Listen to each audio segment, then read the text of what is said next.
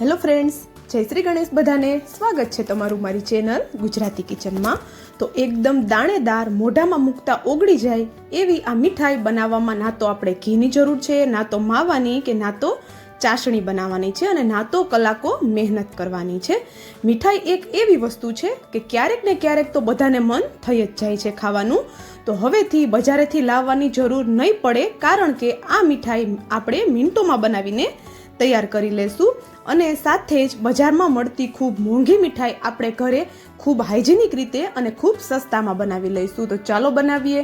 તો બનાવવા માટે સૌપ્રથમ તો મેં અહીંયા એક વાટકી જેટલી ખાંડ લીધી છે, એટલે કે આપણે જે ખાવાની ચમચી હોય છે એ 4 થી 5 ચમચી જેટલી મેં અહીંયા ખાંડ લીધી છે.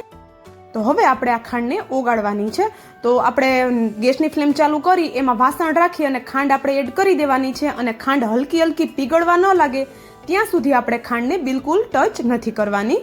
તો જો આવી રીતે હલકી હલકી પીગળવા લાગે પછી આપણે તેને મિક્સ કરવાની છે. તો આવું કરવાથી ખાંડ એકદમ જલ્દીથી મેલ્ટ થઈ જાય છે. તો જો ખાંડ હવે આપણી સરસ એવી મેલ્ટ થવા લાગી છે. તો આ પ્રોસેસ થવામાં કોઈ જ વાર નથી લાગતી, એકદમ જલ્દીથી આ પ્રોસેસ થઈ જાય છે. અને બસ આપણે એટલું ધ્યાન રાખવાનું છે કે ખાંડ આપણી બળી ન જાય. તો જો થોડી જ વાર થઈ એટલે સરસ એવી ખાંડ આપણી બધી ઓગળી ગઈ છે અને એનો કલર પણ જો તમે જોઈ શકો છો એકદમ સરસ એવો આવી ગયો છે. તો વધારે આપણે ખાંડને ડાર્ક નથી કરવાની અને ગેસની ફ્લેમ આપણે સ્લો કરી દેવાની છે. અને તરત જ આપણે એમાં એક વાટકી ભરીને મેં અહીંયા દૂધ લીધું છે, એ દૂધ એડ કરી દેવાનું છે. તો જો દૂધ એડ કરતી વખતે આપણે થોડું ધ્યાન રાખવાનું છે કે જે આપણી ચાસણી આપણે બનાવી છે એ ઉડીને આપણા હાથ ઉપર ન આવે. અને દૂધ જેવું આપણે એડ કરશું એવી ખાંડ છે એ પાછી એકદમ જામી જશે. તો કોઈ જ પ્રોબ્લેમ નથી, અહીંયા કંઈ જ ડરવાની જરૂર નથી. બસ થોડી વાર થશે એટલે ખાંડ એની મેળે જ પાછી ઓગળવા લાગશે દૂધમાં.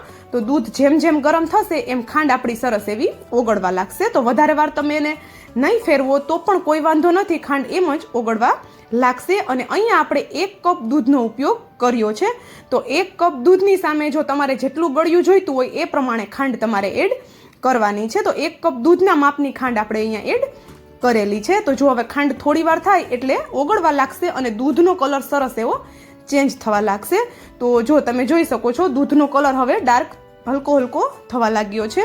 અને આ મીઠાઈમાં આપણે માવો કે ના તો પનીર કોઈ જ વસ્તુનો એક્સ્ટ્રા ઉપયોગ નથી કરવાના. તો જે આપણે આ દૂધ લીધું છે એમાંથી જ આપણે પનીર બનાવીને રેડી કરશું. તો અલગથી આપણે અહીંયા કોઈ પ્રોસેસ નથી કરવાની. બસ આપણું દૂધ અહીંયા ઉકળી જાય એટલે આપણે એમાં 3 થી 4 ટીપા લીંબુના રસ એડ કરી દેવાનો છે. તો જો જેવો લીંબુનો રસ એડ કરશું એટલે જો એકદમ દૂધ છે એ આપણું ફાટી જશે અને આપણું કામ અહીંયા થઈ ગયું. તો આપણું અહીંયા પનીર બનીને રેડી થઈ ગયું છે. અહીંયા આપણે અલગથી કોઈ વધારે મહેનત નથી કરવાની અને અલગથી આપણે કોઈ માવો કે પનીર એડ પણ આપણે નથી કરવાનું. તો જોઈ શકો છો આપણું અહીંયા દૂધ સરસ એવું ફાટી ગયું છે અને કલર પણ તમે જોઈ શકો છો એકદમ સુપર એવો આપણો અત્યારે પનીરનો અત્યારે જે આપણે બેટર બનાવીએ છીએ એનો આવી ગયો છે. તો હવે આપણે એમાં ફ્લેવર માટે 2 ચમચી જેટલું હું સૂકા નાળિયેરનું ખમણ એડ કરું છું. ખમણ મેં ઝીણું લીધું હતું અને જો તમને પસંદ હોય તો એડ કરવાનું છે, બાકી તમે એને સ્કીપ પણ કરી શકો છો. અને હવે આપણે અહીંયા ગેસની ફ્લેમ મીડિયમ કરી અને 1 કપ ભરીને મેં અહીંયા મિલ્ક પાવડર લીધો છે. તો જો મિલ્ક પાવડર મેં અત્યારે અડધો એડ કર્યો છે, અડધો રાખી દીધો છે. એ આપણે જરૂર પડશે એમ પાછળથી એડ કરવાનો છે. તો જો પહેલા આટલો દૂધનો પાવડર છે એને આપણે સરસ એવું મિક્સ કરવાનું છે. અને મિક્સ કરતી વખતે ગેસની ફ્લેમ આપણે મીડિયમ કરી દેવાની છે અથવા તો બંધ કરી દેવાનો છે ગેસ આપણે. તો જો આપણે એને મિક્સ કર્યું એટલે જો જે આપણું દૂધનું ટેક્સચર છે એ આવું આપણા મિલ્ક પાવડરનું થઈ ગયું છે, એકદમ દાણેદાર.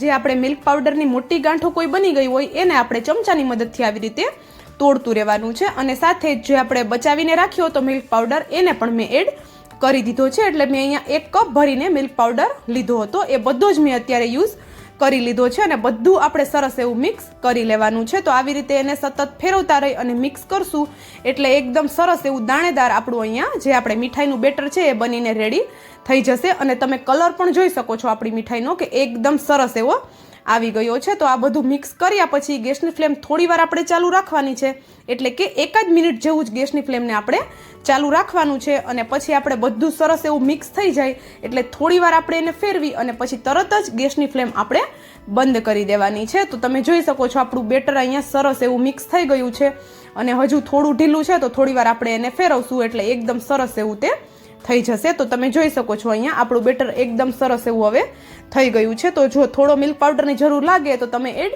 કરી શકો છો. અને નાળિયેરનું ખમણ જો તમારે વધારે એડ કરવું હોય તો તમે વધારે પણ એડ કરી શકો છો. એનો ટેસ્ટ પણ આમાં ખૂબ જ સરસ આવે છે. અને જો આપણું અહીંયા બધું સરસ એવું મિક્સ થઈ ગયું છે અને એકદમ સરસ એવું જો આપણે સેટ કરવા રાખીએ અને આરામથી સેટ થઈ જાય એવું બેટર આપણું અહીંયા થઈ ગયું છે. એટલે કે મિલ્ક પાવડર એડ કર્યા પછી મેં આને 2 મિનિટ જેવું ગેસની ફ્લેમ ચાલુ રાખી અને મિક્સ કર્યું છે. તો એકદમ સરસ એવું આ આપણું ડો જેવું બનીને રેડી થઈ ગયું છે. તો વધારે વાર આપણે એને બિલકુલ નથી પકાવવાનું.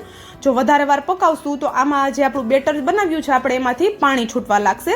તો જો હવે આવું પરફેક્ટ થઈ જાય પછી આપણે અહીંયા એક પ્લેટને ગ્રીસ કરી લેવાની છે ઓઇલથી અથવા તો ઘીથી, તમે ગમે એનાથી કરી શકો છો. અને આપણું જે બેટર છે આપણું આ મીઠાઈનું એને આપણે એક પ્લેટમાં લઈ લેવાનું છે. તો જો અહીંયા આપણે એક પ્લેટમાં લઈ લીધું અને હવે આપણે આને સરસ એવું સેટ કરી લેવાનું છે. તો સ્પેચ્યુલાની મદદથી અથવા તો હાથની મદદથી તમને જે રીતે પસંદ હોય એ રીતે તમે આને શેપ આપી શકો છો. તો જો અહીંયા મેં અત્યારે થોડી જ મીઠાઈ બનાવી છે એટલે હું આવી રીતે એક ચોરસ ટુકડાનો એને શેપ આપી દઉં છું. તો વધારે કોઈ આપણે અહીંયા સામાન પણ યુઝ નથી થતો આ મીઠાઈ બનાવવામાં અને વધારે સમય પણ નથી લાગતો. મુશ્કેલથી 5 થી 10 મિનિટમાં આ મીઠાઈ બનીને તૈયાર થઈ જાય છે.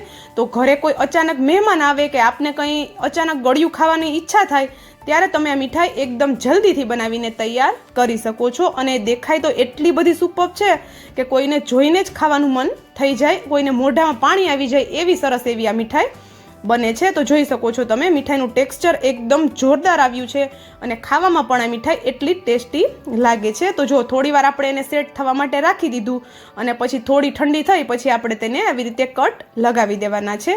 તો જે શેપમાં તમને પસંદ હોય એ શેપમાં તમે આને કટ કરી શકો છો. આરામથી કટ થઈ જાય છે, બિલકુલ છૂટી નથી પડતી. તો એકદમ દાણેદાર, મોઢામાં મૂકતા ઓગળી જાય એવી આપણી અહીંયા આ મીઠાઈ બને છે.